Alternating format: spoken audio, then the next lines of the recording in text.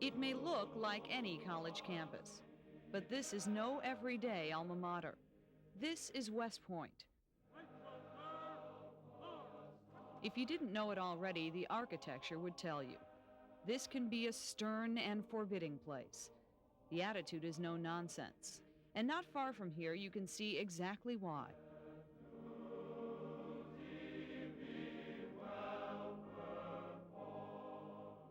The Cadet Cemetery. Scores of former cadets are buried here.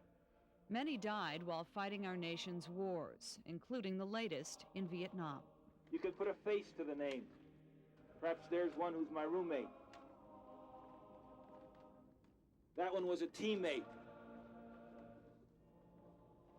My friend.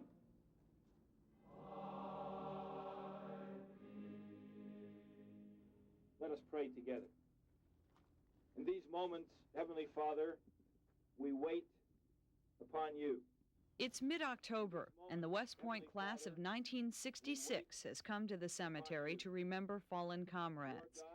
To remember Denny Loftheim, a clean-cut kid who always looked like he just stepped out of the shower. To remember John Hoskins, who volunteered for a second tour of Vietnam and never made it home. To remember Buck Thompson. He was a raucous, wild man and a poet, and I loved him. I can nakedly say that. I guess I never would have considered it at the time. I really loved Buck. Everyone loved Buck, except maybe the upperclassmen. Buck Thompson was the class clown. He was an outrageous character. He laughed at people who tried to discipline him, and so they came down on him hard. And he almost got thrown out his first year. The superior soldier is always the one who's willing to give his life. Buck Thompson was one of 30 cadets from the class of '66 killed in Vietnam. Some would call those deaths meaningless, lives wasted in a war that meant nothing. Not Tom Carhart. I don't think they were wasted. I think they were lives offered in defense of this nation. The offers were accepted. Perhaps. But even the West Point chaplain seems to have his doubts. And as we reflect in these moments, there comes a nagging question. Does a self-indulgent society like ours somehow make their sacrifice worthwhile? Probably not.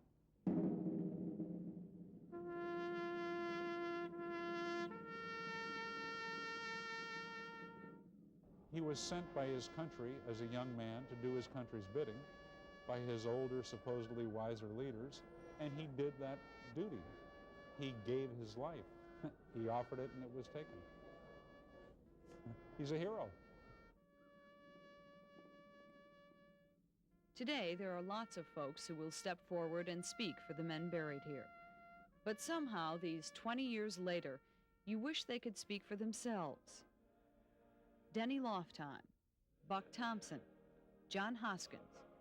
What would they say of war and sacrifice and lives never lived? Would they say it was worth it?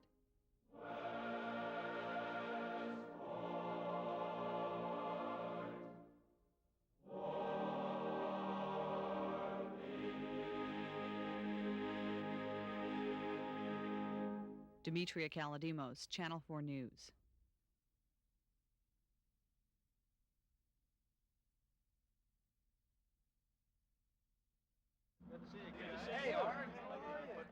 They don't look like heroes, but by some standards they are. These are the men of the West Point class of '66, and virtually all of them fought in Vietnam.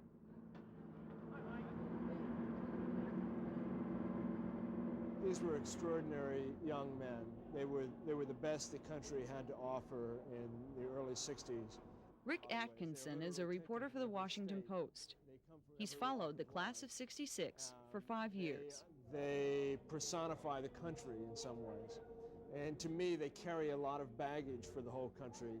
Those bags were packed here at West Point.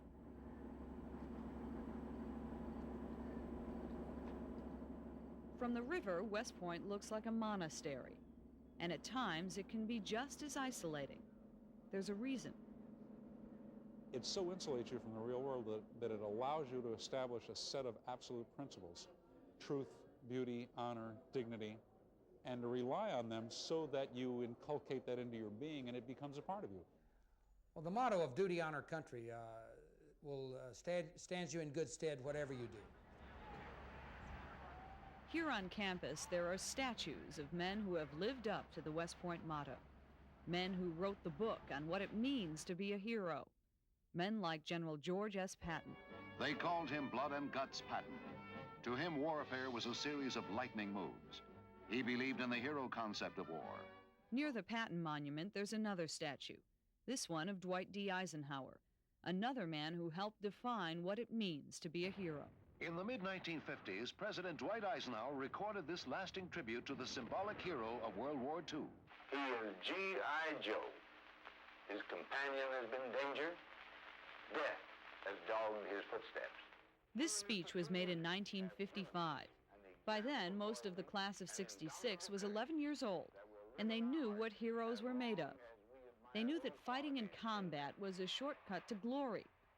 But all that would change in a place called Vietnam.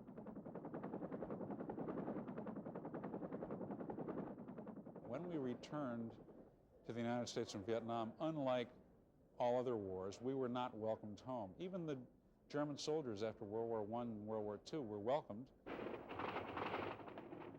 People were coming home from Vietnam, getting spit on in airports, were not war heroes welcomed home, were ostracized to some degree.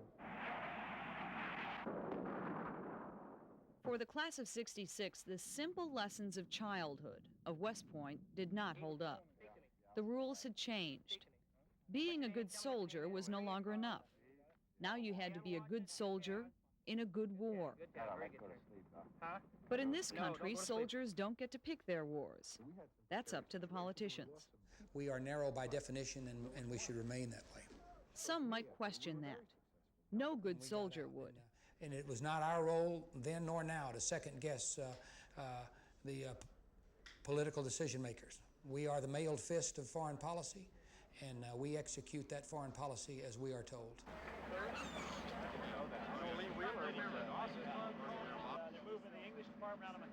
20 years ago, these men didn't second-guess the politicians. They did what they were told, certain to become heroes. And here, at least, in the shadow of West Point, they still are. Demetria Kaladimos, Channel 4 News.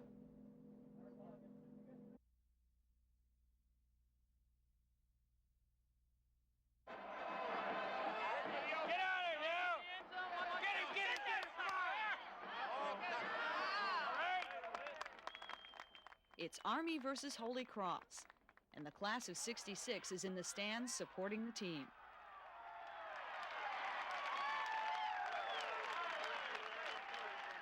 But this cheering is more than just school spirit. It's repayment on an IOU that dates back more than 25 years. July 2nd, 1962. It's the first day at West Point for the class of '66, and already the pressure is on. Today, they'll learn to salute, they'll learn to march, they'll learn to brace, and they'll learn what it means to be a plebe at West Point. Psychologically, it was the ultimate bottom. Did you ever want to quit, back out? Oh, not more than 25 or 30 times a day. A plebe's first 6 weeks at West Point are called beast barracks. It's the toughest time in a very tough 4 years. It could be pretty brutal. And if you got it cross purposes, if you weren't able to perform under that kind of pressure, there wasn't any understanding. The intensity of the pressure was increased. For example, in 1962, starving plebes was a popular indoor sport. This snack was West Point's answer. What were the plebes doing when they were supposed to be eating? Playing an early version of Trivial Pursuit with the upperclassmen. How is the cow, Tom? Do you remember that one? She walks, she talks, she's full of chalk. The lacteal fluid extracted from the female of the bovine species is highly prolific to the nth degree. Don't ask me anymore. Jackson, who are you? Sir, I'm the little pig. This little recitation is probably unique to this plebe, but he, like all plebes, must memorize page after page of trivia called plebe knowledge. And that trivia must be recited on demand. It was the kind of thinking that they wanted you to be able to do in combat situations. The idea is to put plebes under the same kind of psychological pressure a soldier feels in combat. Does it work? Tom Beasley was an infantry officer in the thick of the fighting in Vietnam. I never felt the same degree of pressure in combat that I felt at West Point. Being a plebe, says Tom Beasley, is worse than being in combat.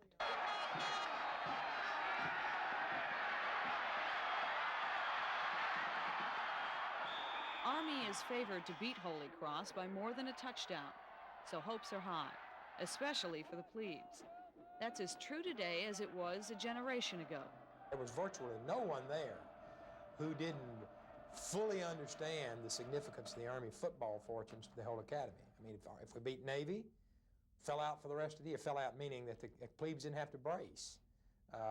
Any good football victory meant better life for the plebes for a few days. No recitations, no bracing, no pressure. I mean, you take it down to its ultimate practicality. You want them to win because it helps you if you're a plebe.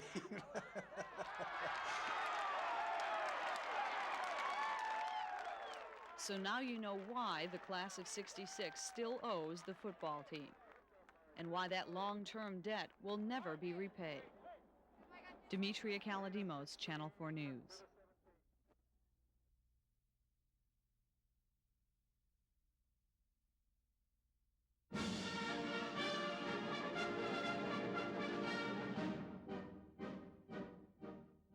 It's a familiar scene. Cadets in formal uniforms marching on a crisp fall day. It's kind of glamorous, but that's not what it's all about. These men know that. These are men from the West Point class of 1966, come home for a 20th reunion. Most of you, 62% of you, had fathers who were career military. Washington Post reporter Rick Atkinson has been following the class of '66 for several years. Consequently, there was something special about the class in that they were the sons of warriors, going to be warriors. Clarksville, Tennessee's Jim Hallams is one of those who followed in his father's footsteps. But he's in the minority now. Today, civilians outnumber soldiers by about 2 to 1 in the class of '66. There are doctors, lawyers, businessmen, successes by normal standards, but that's not what it's all about.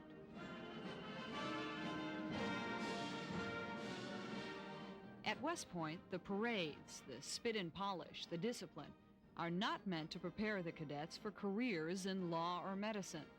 They're meant to prepare the cadets for war. Be prepared to go to war. We are. Thank you very much. We are ready to go. Anytime, any place. That's our mission. All right, now that's more like it.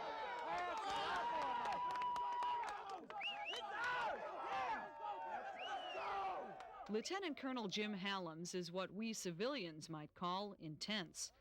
In the Army, he's what you call a battalion commander. While many men Jim's age, 44, are slowing down a bit, Hallams is having the time of his life. I like what I'm doing, and I'll be quick to tell you. It's, to me, the ultimate job for an infantry officer. Do your absolute best. On paper, that job is relatively simple, to make sure these men are ready to go to war tomorrow.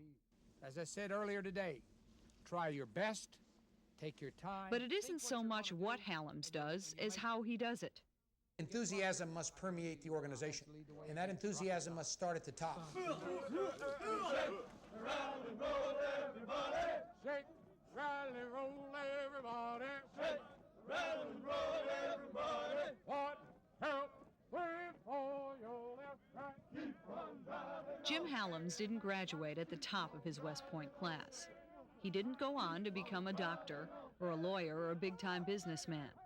No, he stayed in the Army and became a career soldier.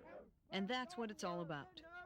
So next time you think of West Point, forget the parades and the glamour, and remember Jim Hallams, because men like Hallam's are the reason West Point exists.